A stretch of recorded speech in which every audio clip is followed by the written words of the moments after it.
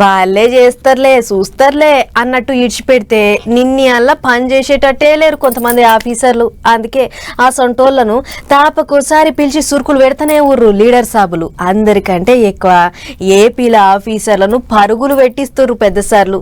తాపకోసారి మీటింగ్లు పెట్టుడు, తాపకోసారి షెక్కింగ్లకు పోవుడు జొరగ నడుస్తుంది. ఇక డిప్యూటీ సీఎం సార్ దెబ్బకు సల్ల చెమటలు పడుతున్నాయి చాలా మందికి. ఇప్పుడు ఇది ఎప్పుడు రోజు ఇంతే అంటే రోజు ఇంతే ఉంటుందా? పీక్ టైమ్స్ ఎప్పుడు దీనికి పుణ్యస్థానాలు పుష్కరాలకి అందరూ వచ్చినప్పుడు the believe it is not polluted. ఇక్కడ నాకు పుణ్యం వస్తో లేదో నాకు తెలియదు, కానీ ఈ నీళ్ళతో చేస్తే ఖచ్చితంగా రోగాలు అయితే వస్తాయి. మీరు ఒకవైపు ఎస్టీపీ ప్లాంట్ పెట్టకుండా పక్కన పుష్కర్ ఘాట్ ఇవి అందంగా పెట్టి పుష్కర్ ఘాట్ లో ఉన్న చెత్త అంతా మురుగంతా తీసుకొచ్చి మీరు వదిలేస్తున్నారు. ఇక్కడ ఇట్లా గట్టిగానే ఆర్చుకున్నాడు సారు.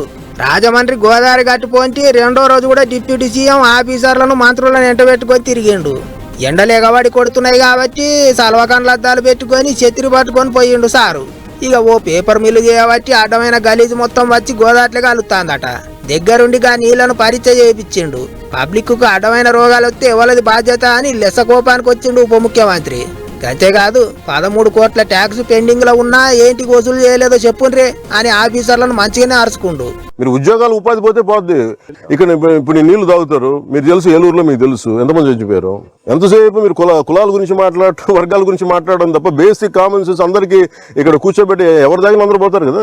ఇక్కడ కూర్చొని పుణ్యస్నానాలు చేస్తారు. ఇక్కడ నో యుద్ధాలు అవసరం లేదు. It should be your minister, your cabinet minister, you have the responsibility.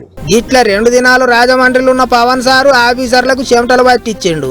పండ్ల పని పార్టీ లీడర్లతో మీటింగులు పెట్టి వాళ్ళకు కూడా సురుకులు పెడుతున్నాడు. అందరినీ చక్కగా చేసే ఇగురం చేస్తాడు. ఇక అట్లుంటే ఇంకో దిక్కు పవన్ సారును కలవనికే పట్నంకేంచి సినిమా నిర్మాతలంతా కలిసి రాజమండ్రికి పోయిండ్రు. టాకీసుల ఓనర్లకు నిర్మాతలకు నడమ నడుస్తున్న పంచాయతీకి ఓ పరిష్కారం తీసుకొచ్చే ఆలోచనలు చేసిండ్రట. సినిమా వాళ్ళే కాకుండా సర్కారు తరపుకేంచి పెద్ద మనుషులు మాట్లాడితే ముచ్చట జర ముంగడ పడుతుంది అన్నట్టు చర్చ చేసిండ్రట. అన్ని తీర్ల ఆలోచనలు చేసి సమరస్యం చేద్దామని చెప్పిండట డిప్యూటీ సీఎం.